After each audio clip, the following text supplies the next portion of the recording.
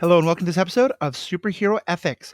Today, Danielle WrittenintheStarWars, who's often on Star Wars content with us, but there's a lot of other things Danielle likes to talk about, and one of them is House of the Dragon. We're a couple episodes into season 2. We're not going to do episode by episode coverage, but probably a couple of times through the course of the show, and then definitely at the end of it, we're going to bring on different guests to talk about it and how the show is going and what we think about it, and get a little past, again, the kind of daily, episode by episode, what do we think of the exact episode, and talk more about some of the larger themes.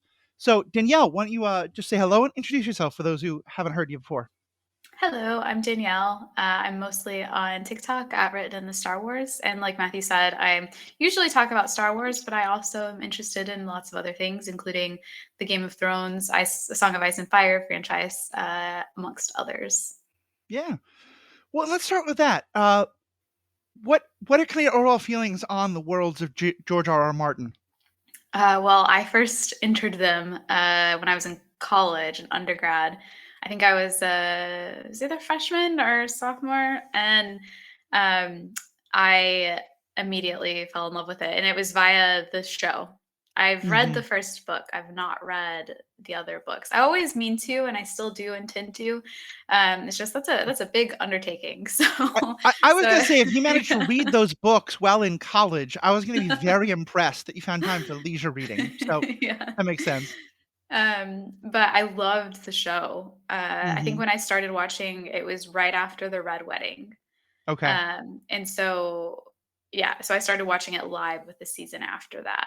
And I love fantasy, and it was such a really like interesting look at this fantastical world and lots of interesting characters. Didn't care for season 8 really. Aspects of it I did like, but ultimately it was a pretty big letdown for me. I think a lot of people felt that way.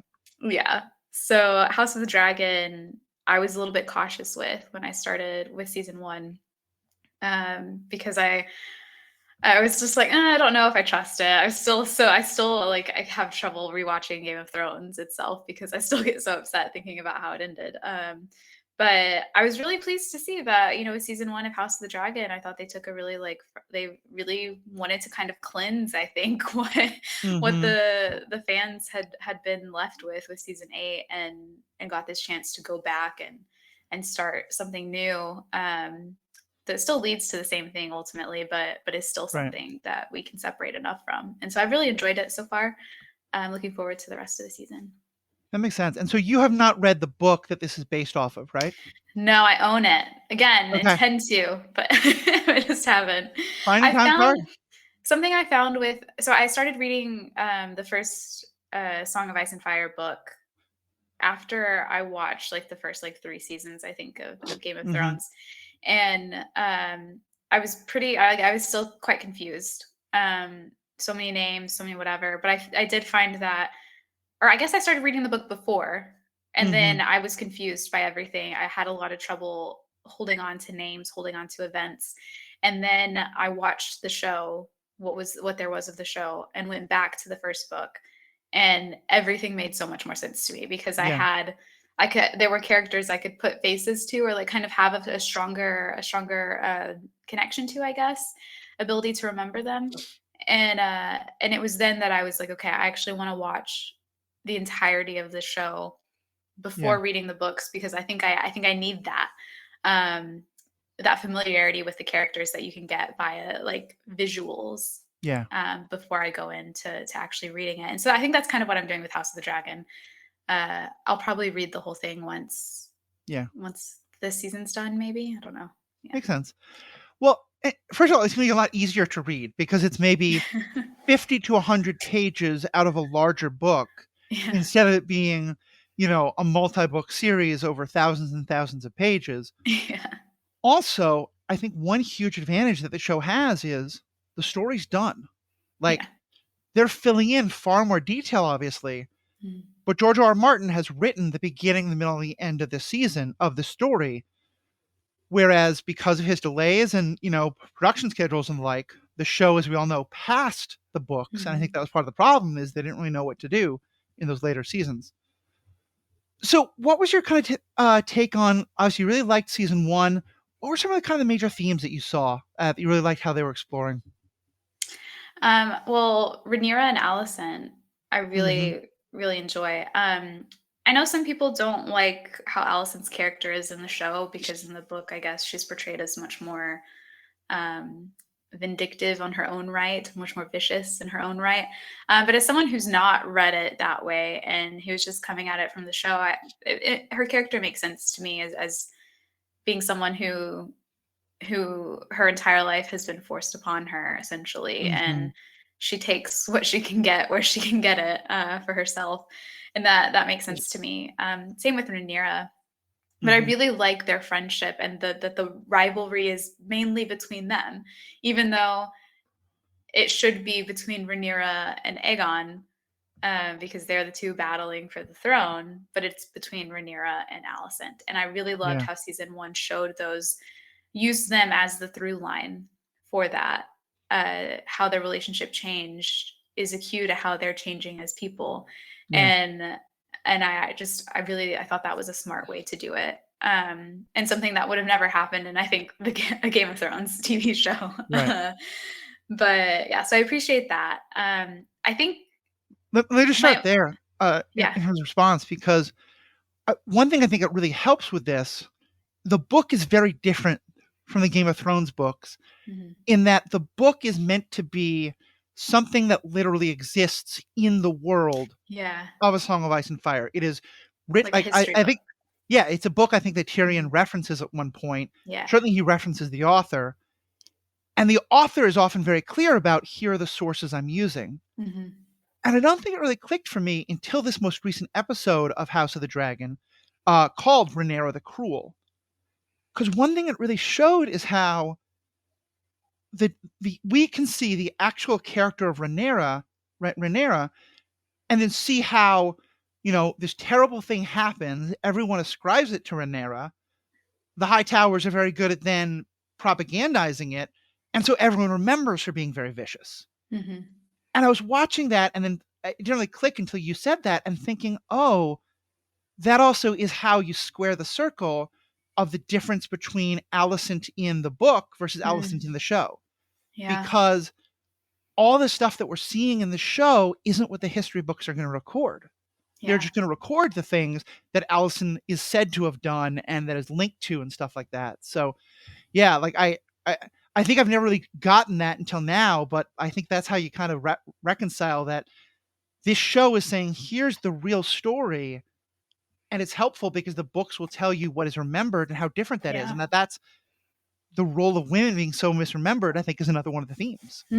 That is really interesting. I hadn't thought about it. Like, I knew the book was a history book, and therefore many of the things are kind of left up to interpretation of, like, did it actually happen? Did it not? But I hadn't made that connection of maybe that's why Rhaenyra and Alicent aren't as vicious in the show as they are and portrayed in the book. That was a really good catch. I think with season 1, and I'll be interested to see how I feel with season 2 when we get the full thing. But with season 1, my main criticism was that I felt like it happened so fast. And I attribute that, I mean, I blame it on Game of Thrones season 8 because I feel like, I don't know this for a fact, but I feel like maybe HBO and maybe the creators were a little worried about how reception would be. And they wanted to tell as complete of a story maybe as they could in season 1, or get as far as they could in season 1, just in case reception wasn't good, in case they were still getting some of those residuals from Game of Thrones season 8. Because I would have loved to spend so much more time with young Rhaenyra and Alicent. And really get to dive into their relationship and into kind of the politics going on at the time as well with Viserys and everything. I felt like it went so fast. There were so many beats that I wanted to sit with a little bit longer. And like I said, I'll be interested to see how that is with season 2, because it doesn't feel like there's a need to fast forward through so many things anymore. They've already got a guaranteed season 3. So we'll see. Yeah, I think that's really true. The fact that they did the age skip, including, changing the actors, halfway through season 1 felt really strange to me because you could have done, that entire thing in season 1. Mm-hmm. If nothing else, showing how Rhaenyra and Harlan Strong become together. I mean, there is the shoulder push that launched 1,000 fanfics of when he just, he's like, all right, I'm going to go rescue her. And a lot of people took very thirstily to that moment, I think with very good reason. But we never actually see their courtship in any way or like how that all develops. And I feel like her decisions to have children who are quite obviously not those of her father and still I want to learn more about that moment. My feeling is that you're probably right. It's something to do with season 8. I also think that, and this is the struggle I think we're often talking about because I get guests who want to talk about the themes and the characters and the plots. And I think a lot of how they marketed it was, we're going to give you dragons fighting and we're going to give you the awesome army battles. Yeah. And so I think it was probably partly wanting to rush the story in general, but also like they wanted to get to the actual war by season 2. Yeah, that's fair. Because I remember that was a big part of how they marketed. But it's I would have loved to see more of that for sure. Yeah. A lot of people got very into the and I know HBO again was pushing this, like, are you team black or team green? Do you think of yourself as kind of solidly on one side or the other, or what are your thoughts on that whole discourse? I am very much team black, but with the caveat of I do think that picking a team is kind of missing the point of the show. Like picking a team so stringently that you don't sympathize or empathize with the other team is missing the point of the show. Because I'm a Rhaenyra girly, also Daemon girly. I know he's my one complicated, problematic fave. I'm going to question the word one, but go on. But I also have a lot of sympathy for Alicent, and I have a lot of sympathy for Helena. I find myself at times having sympathy for Aegon and Aemond, and so never Kristen Cole. But and so I'm team black in that my allegiance is with Rhaenyra, but I don't absolutely hate everyone on the greens. Yeah, it's one of those things where I think they've done a really good job of showing the cycle of problems and how it got worse and worse, and that a lot of it ties back to the men kind of manipulating pawn. I mean, it was funny as you're talking about like the people on Team Green you have sympathy for. The fact that Otto Hightower, I was like agreeing with him in this most recent episode, made me so angry. I was like, no, but he was so right. And like, to me, one of the things that drove me the most crazy about season 1 is that they really set it up as it is Otto whispering in Alicent's ear and convincing her that she will not be safe if Rhaenyra is queen. Because in theory, it should have been everything is fine. Like, her sons still get to be princes of the realms. They get to be important. They're not going to be king, but I don't think Alicent ever wanted her sons to be king. And Viserys is going to be happy and everything's okay. But then when, and granted, I think Otto is not, this scene again, like, I think Otto clearly is incredibly power hungry and very motivated. Yeah. But I think part of what we're again seeing is that his argument of Rhaenyra will never be accepted because the country is not ready for a female ruler, that there's unfortunate truth to that, and that it doesn't make him right. And so you take that and you also see this whole cycle of like, when young Aemond goes and gets his dragon and trains Vhagar, I'm totally rooting for him. Yeah. And then when like people just start attacking him, I'm like, no, leave the kid alone. And then he starts like calling them bastards and pulling out the stone, and I'm like, oh, well, I guess. But then Jaehaerys pulls out the knife, and I'm like, oh no, put that away, don't. Oh God, they're just kids.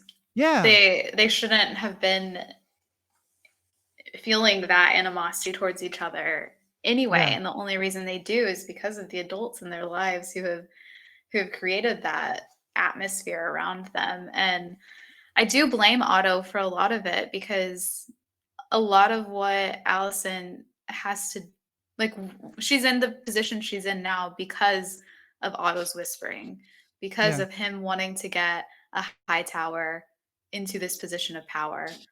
The reason she's with Viserys is because Otto forced her to flirt with him and offer him comfort and offer herself to him so that he couldn't refuse. Right. And the reason that she's at odds with Rhaenyra now is because of Otto's whispering and, like you said, telling her she wouldn't be safe. And I think it's incredibly telling and so true that she is in this position because of Otto, and he now gets to step away from that. And she doesn't. She's stuck there. And he gets to leave. Well, I mean, he might not view it as gets, but he does. He has put this essentially child king who doesn't know how to deal with his temper and doesn't know how to rule a kingdom on the throne. Yeah. And he no longer has to deal with the ramifications of that. Yeah. But Alicent does. And so that's where, like, my sympathy with her lies. There, like, don't get me wrong, there are moments where I do not sympathize with her at all. One of those being in season 1 when she forced Rhaenyra to go to the small council meeting. Oh yeah, that's horrible. Right after childbirth. Absolutely horrible. And that was a moment I was like, nah, yes, my allegiance is strongly with Rhaenyra. Yeah. But I will feel sorry for you sometimes, Alicent. Well, especially because, like, one of the moments I rewatched season 1 for the last couple of days to get ready for this, and then obviously the episodes in season 2. One of the moments that most breaks my heart, because I want to so be on Rhaenyra's side, and Rhaenyra is so aware of the fact that as a woman she is being manipulated and pulled by all these other people, and yet when Alicent is put in the situation where, without any instigation by her, she winds up married to Viserys, Rhaenyra's father. Rhaenyra blames her. Yeah. And clearly, like, and like, you just want her to be like, girl, can't you see that, like, she's just as much a victim of all this as you are? But also you understand, of course she can't, because what she sees is her best friend seemingly betraying her, and, like, just marrying your dad, which is, like, all kinds of, like, weird and creepy, but also just like now possibly supplanting her own claim to the throne. Yeah. And again, they were kids then too. Yeah. And it shouldn't have had to deal with those situations. And it was, again, the adults in their lives who were forcing them to. Yeah. And so just a bit, like you said, a vicious circle. Just one more of the adults that I want to call out specifically in that, because I think Otto is the most obvious. Daemon is definitely part of it. But Lord Corlys, I think, is also a part of it in ways we don't necessarily see. He's the sea snake. Because we never see him tell Baela, Vhagar is yours, your mother died, that dragon is now yours. But as you said, clearly some adult told it to her, and I think it would probably be him or, like, others that he had told that to. When Baela is ready to beat up this other kid because he, claimed a dragon, clearly some adults have been whispering that. And we know Lord Corlys has all that same ambition and all that same kind of stuff. Yeah. Yeah. Yeah, I don't know much about Lord Corlys. I do think it's interesting from what I've seen. Like, I don't mind being kind of, like, spoiled for what is in the books of it. And so I know that a certain 2 characters we've been introduced to have ties to Lord Corlys. And I'm interested to see how that plays into his character, because I don't know how much we can talk about that. I won't say anything, but I'll just, do you know what I'm talking about? So I was going to say, one of the other differences we're getting is because this is, like, it's more like The Hobbit than Lord of the Rings. It's a short part of a story. So many of the details they're filling in and making up, but also I don't honestly know exactly what you're referring to. I haven't read the book in probably a year and a half. So okay. So, yeah, I'll leave it then. But but it promises a further dive into his character and into the more maybe, like, secretive aspects of his character than we've seen so far. So I am looking forward to that. I think so. Well, let's then get into season 2, and let's start with the character of Alicent, because obviously we've seen her make a number of big changes. The first regarding Mr. Sir Criston Cole, who I think we both have very negative feelings on. the most white knighty who feels like he's been friend zoned in the most friend zoney way, saying all those terms in the most negative way.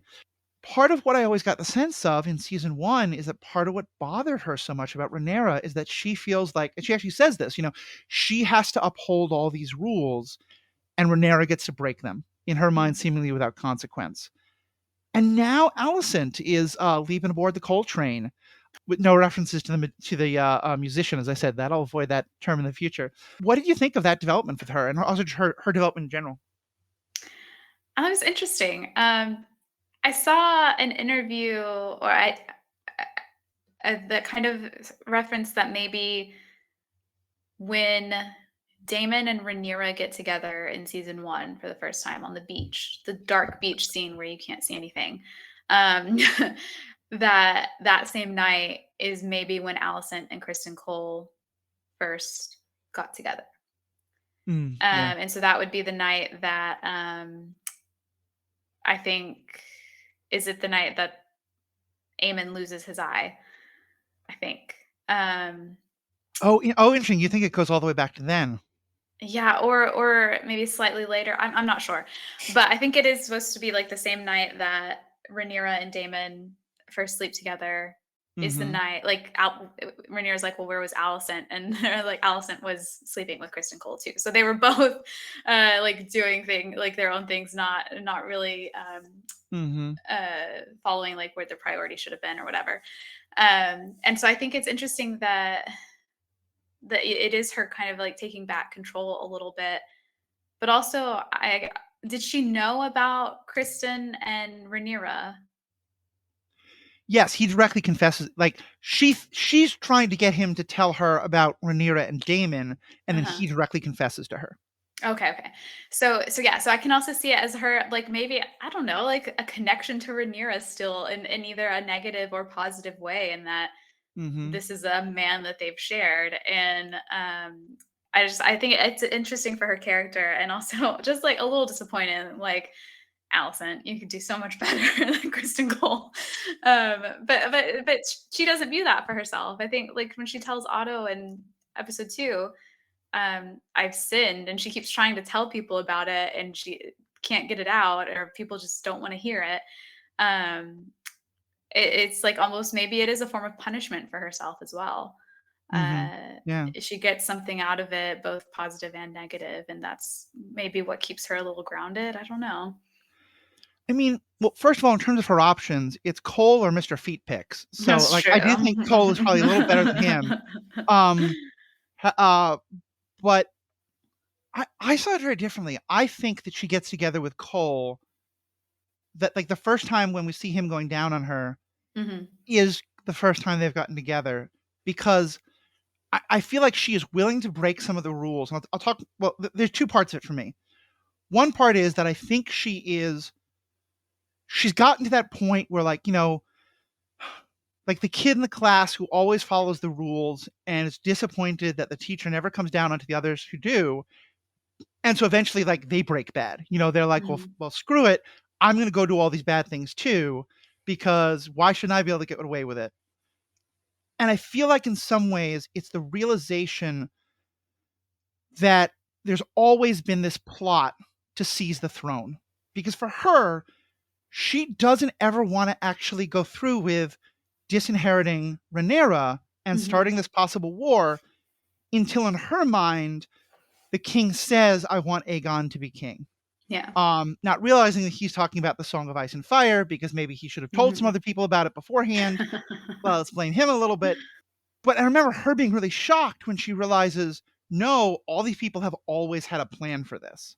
Yeah. And so to me, that's a big part of it. And the other thing is, I feel like she's so dedicated to following those rules. I don't know if she could have brought herself to do that while Viserys was still alive. Yeah. Like, and that is after he dies. But you're right, it's interesting because we don't know, for example, we don't know that's the first time. Well, so I think it would. No. Sorry, I'm getting my timelines confused. I would need to go back and rewatch season 1 to know when it was. But I think, like, whatever I'm referencing isn't necessarily like what I think. It's that I think it's been hinted at. Like, that was originally, like, they filmed the scene like that, but then they didn't put it in season 1. But I get what you're saying, and that would make sense. Yeah. I will say it's one of those things that in the books, like, he mentions that there are all these different theories, and that some of them, like, he mentions that kind of because of the nature of war, people have had terrible theories about the sexual infidelity of both of these princesses and queens, depending on what side you were on. But beyond that, I don't think he ever goes into any detail about her and Cole. Yeah. Yeah, it's interesting. I do like the irony of Kristen telling Rhaenyra, "So you want me to be your whore?" And then he just ends up being a whore anyway. Like, I'll do anything to make fun of Kristen Cole. Fabian Frankel, though, who plays him, excellent actor to make so many, like, let's talk about like truly like just giving your all to a character to make people absolutely despise him. Well, and it's funny because it's not that I want to see the same themes everywhere, but I think, you and I often talk about Star Wars, and one of the things we talk about is like the danger of being very rigidly following rules, and that I think there's kind of a similar theme here of, what is it like when you first start to think, well, maybe I could break those rules too, and I kind of wonder, you have to do things the right way, and that's why he feels, and again, it's in really stupid and sexist ways, why he feels like he and Rhaenyra should run off. But I think it's part of why he's so angry at Harlan Strong, is because, like, flaunting this breaking of the rules and all this nonsense. Yeah. And why he's so, and I do understand, like, as much as I don't agree with it, if I put myself in his mind and the way that he thinks, why he's so angry at Rhaenyra, because she was the first one who he, like, sullied himself for, essentially. Alicent isn't the first one, so it's kind of like, you start down a path and you're like, well, how much worse can it get? Already started, might as well keep going. For sure. I like the idea for Rhaenyra as the gateway drug. Which gateway drugs is a myth that there's not actually any truth to that, but you know what I mean. Let's talk about Rhaenyra then. What do you think of her? Rhaenyra the Wicked, or the Cruel, or whatever I know. we label It is so interesting to see how it is all being kind of like used as propaganda and everything. I saw people say that Otto in episode 2 is like Kris Jenner, the like Kim Kardashian's mom, momager, who is like, this is an awful thing that happened. Now, how can we use this to our advantage? One of my favorite things to watch in Game of Thrones was how the politics could be used to turn these events and to turn the people's attention towards like what they wanted it to be, and change the narrative, essentially, and or direct the narrative, I guess. And I really liked seeing that in this. That is something I love, and I love watching how they do that. And I really love the contrast between Aegon and Otto Hightower, because as evil as Otto is and self-interested, he's obviously brilliant, in the way he understands why the Ratcatcher thing is a disaster. And I think Aegon is one of the characters who I'm most kind of, we were going to start talking about Rhaenyra, but I want to talk about Aegon for a second, and then we'll go back to Rhaenyra for sure. That first episode this season where people are coming to him and he's like, oh, well, that sucks. I'm the king. I want to give you all your sheep back. I want to do all these things for you. I think it would have been very easy to make him Joffrey 2.0, or, the early beta version of Joffrey. And he's so clearly not that. Yeah. He's awful. I mean, he sexually assaults people. He conscribes his own children, his bastard children, to die in these horrible fighting pits where children are killing each other. Like, he's not a good person at all, but he's not maliciously cruel in the way Joffrey is. Like, it feels like he just doesn't care, like, that these people are going to be harmed, but he's not, there isn't any sense of like, how dare you ask me for more sheep? I'm going to have you fight to the death, or that kind of stuff. And it's like, it's not that I think he's better or worse than Joffrey, but he's just different in a way that I really appreciate. I think he actually wants to be a good ruler. He just doesn't know how to. Yeah. I think that you're right. It could have been really easy for him to be Joffrey 2.0, but I'm glad they went a different direction with it. And also kind of leads me to like, I love that kind of nuance in a character who is not a good person, but has good moments or like, Yeah. they're understandable in some aspects. I hate that Damon doesn't get that same opportunity as much. Mm.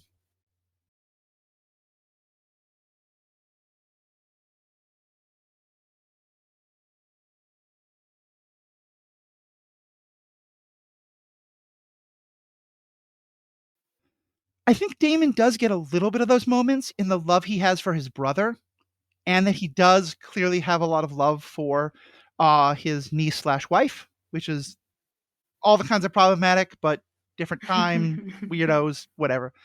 Still very problematic. But you're right. I would have liked to get a lot more of that with Damon. And with Aegon, at least, I have a lot of sympathy for Alicent, and so I don't blame her for this necessarily. I don't think she's Mother of the Year when it comes to Aegon. No. She is constantly giving him negative reinforcement. Granted, he's being a dick, but like she's kind of telling him you're a dick and that's how you're going to act, and so he does wind up acting like that. Like it's a pretty clear sign of like when kids act out, just punishing them and telling them they're terrible doesn't actually work in terms of making them any better. Yeah. I think that Alicent maybe views her children as like they were never things that like she never wanted them. Yeah. They were things she was required to have to do. And so I think that is where her struggles with being like a good mom comes from, because like I think she looks at them and is like, this is the life that was forced Yeah. on me, not the life that I really wanted. And I think she knows she's not a good Yeah. mother. I think that's why she left Aegon when he was crying and at the end of episode 2, because I think she maybe acknowledged to herself she doesn't know how to treat him as anything other than a Yeah. king. And that's not what he needed then, but she's not able to give that. Yeah. I think that's really true.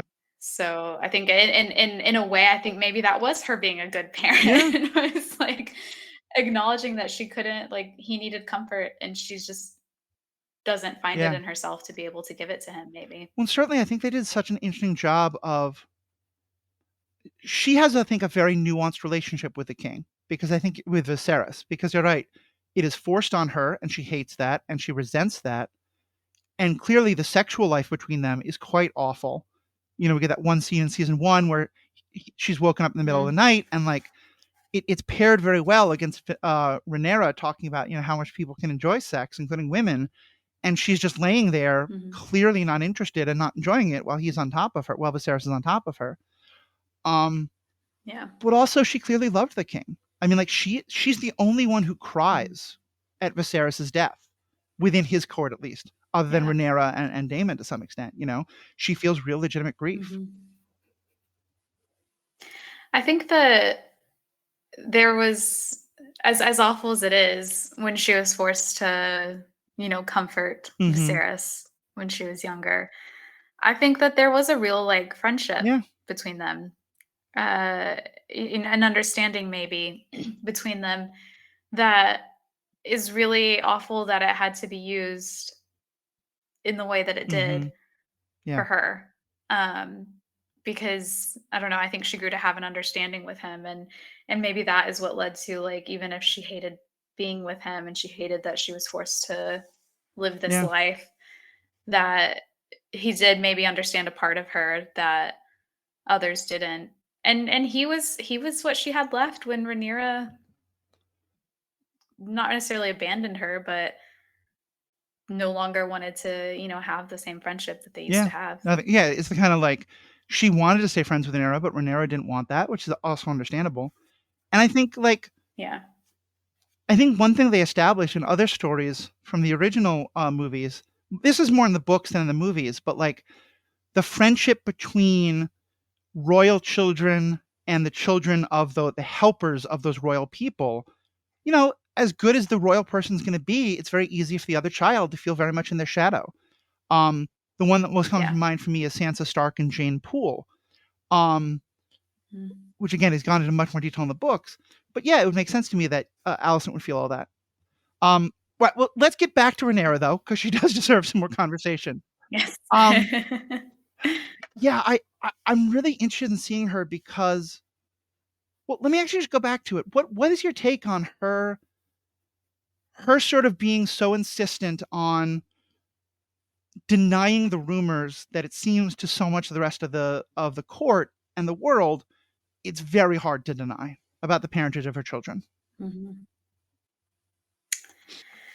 I think that she's very cognizant of how tenuous her claim to the throne is at that point, how it has been since Alicent gave birth to Aegon, and that any insinuation that her children are bastards, or that even if they don't have like some, Targaryen, aren't primarily Targaryen, would be another excuse for people to say that she can't have the throne because if her children are bastards, then she doesn't have an heir. And if she doesn't have an heir, then they're just going to have this conversation again when she dies.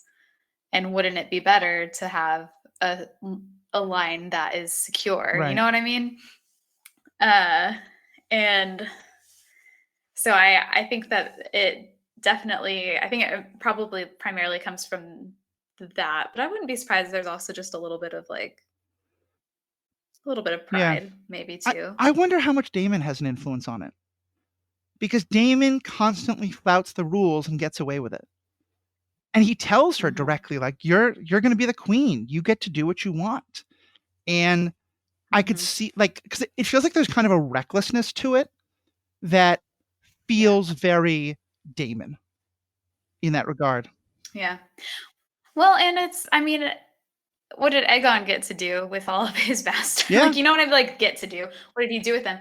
But it was never a question. It was never like the men don't have to answer to why they have these bastard children, but the women do, because they have to bear them and they have to give birth to them. They can't just send them off somewhere. Well, and especially because, again, here's the line that history doesn't remember. It's not that Rhaenyra's like, screw my husband, I want to cheat on him with this other guy. She wants to have children with her husband, but her husband isn't interested in women. And like, again, that character, I think his name is Laenor Valerian. He could have been such a dick about the whole thing, and he's not. He's like, I want you to have pleasure with other people, and I want us to have children. And he acts as a father to those kids in a loving way, and isn't resentful of Harlan. And a little bit at times in ways that I think are understandable, but like, this isn't Rhaenyra's choice. She has to have children, and the husband who other people told her she has to have is unable to give them to her. So, like, I think there's a recklessness to it, but there also is a sense of, I think for her, very rightly so, like, what else was I supposed to do in this situation? Yeah. And it goes into like what I said earlier, like she has to have an heir, and like there's just no two ways about it. And if she doesn't, like, she has to get them somehow, so might as well have them with someone who she also happens to care about and who cares about her. But yeah, I always think back to that birth scene, which is the first time we see Emma Darcy as Rhaenyra, and it's such a like, I want to say like beautifully shot, but it is a really like viscerally shot scene. And I also like just talking about Laenor too, like the fact that he's there and he wants to be there, and he's concerned about her, and he's like sticking up for her too whenever Alicent forces her to go to the meeting, and he's like, kind of is like, fuck her, like, don't go.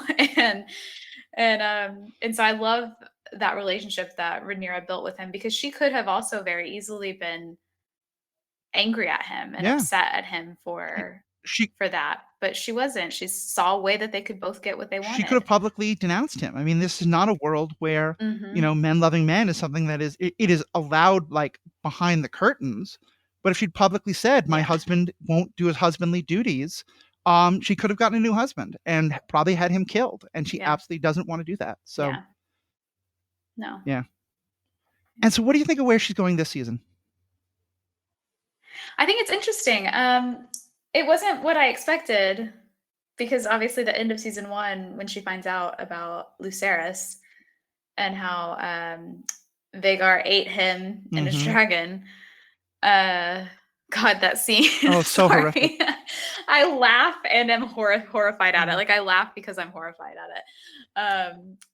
But when she finds out about it, and she's so angry, like, you feel the wrath of the desire for vengeance from her. And Emma Darcy doesn't even say a word. And so I think I expected, like, right off the bat for her to be like full throttle, they're going to pay for what they've done. And she wasn't. And in many ways, I preferred that, because I liked the scene with Rhaenys and Daemon where Rhaenys says, I learned of my daughter's death from a raven, and I couldn't accept it until I saw her body. And how she says, Rhaenyra learned of her son's death by a raven. Yeah. She needs some kind of closure. And I think that fits in with Rhaenyra's character more, like, the more I think about it, because of how much she cares about her children, and how important her relationship to them was to her, that she may have had, like, she may be incredibly angry, but first and foremost, she needs to be a mother, and she needs to have that closure before she decides what to do. And I think it's actually an incredibly, like, strong thing for her to do, to recognize that and not just jump immediately into, like, blind vengeance, essentially. Well, and maybe I'm reading too much into this here, but I think there's a really interesting lesson in that, in through kind of a bad reason, but it gets to a good place, in that Rhaenyra has that white hot anger, and probably in that moment she wants to kill all of the Greens, but also because she's a woman, no one listens to her. Like, she's in childbirth, she's doing all these other things. Alicent sees her son lose an eye, and frankly, if a parent sees that horribly traumatic thing happen, and they start yelling and screaming about taking an eye from someone else, I certainly don't think anyone should listen to them. But I'm gonna be like, you have just had this horrifically tragic thing happen to your child. I'm not going to judge you by what you do at the worst moment you've ever experienced in your life. And again, though, because Alicent is the queen, no one listens to her. And later she's like, oh my God, how could I have ever wanted that? But if it had been Viserys who said, my son lost an eye, the offender should lose an eye, there's no question. It happens right in that moment, Yeah. Yeah. I also think it's interesting that, like, I didn't believe Alicent's anger in that moment as on behalf of her son. I believed it in, this is yet another way Rhaenyra's people have undermined me. And I think that speaks a lot to, like, the different ways that their parents, her and Rhaenyra, is that Rhaenyra's sadness was for herself because of what happened to her son, and because of that loss and that fear as a mother, whereas I don't think that Alicent stemmed from that same place. Yeah, I think it's as much about Rhaenyra's getting away with it again. Because it's also, I have to sleep with this horrible man, Rhaenyra gets to sleep with this, sexual god of a man, and her kids who aren't supposed to be there get to damage my kids, and there's no retribution. It's the, like, I always think that's a very interesting story of the person who, like, has always been it's the fallen paladin, really. It's the person who thinks, if I follow all the rules, God will love me and God will do good things for me. And the book When Bad Things Happen to Good People, like, is true. There isn't that kind of divine justice in the world, thank God, because I think it would make the world a horrible place. And I have to think that all the bad things that happen to me I deserve, which I really don't want to think. But yeah, I think that's what makes Alicent's story so interesting, where it's going. And you're right. It's Rhaenyra has I think because Rhaenyra has a really loving relationship in the creation of her children, that it gives her a very different relationship to her children. And I think that Rhaenyra has always had people who prioritized her or who loved her unquestioningly. Her father loved her that way. Her mother loved her that way. What's his name? The father of her children loved her that way. Yeah. And even her friends, like I think Laenor loved her that way too. A different type of love, certainly, but I think he did. He certainly cared for her. And I don't think Alicent has ever had that. Her father, who she loved more than anything, always just used her. And Viserys maybe loved her in his own way, but not the depths of which he loved Rhaenyra. And her children don't even love her that way. And so I think and this is again like the sympathy that I have for Alicent stems from, here's not just Rhaenyra getting away with it again, but here's proof that people love Rhaenyra and they'll never love me that way. Yeah. And I think that is, and Rhaenyra used to love her that way. I think that is also like the crux of it is her person who did was Rhaenyra, and Rhaenyra took that from her too. No, that'll make a lot of sense. Well, this has been a great conversation. I definitely want to get you back, like when we finish the show or later in the show. Any last things you want to say? Kristen Cole, your time will come. I'm sure he's getting some epic death. I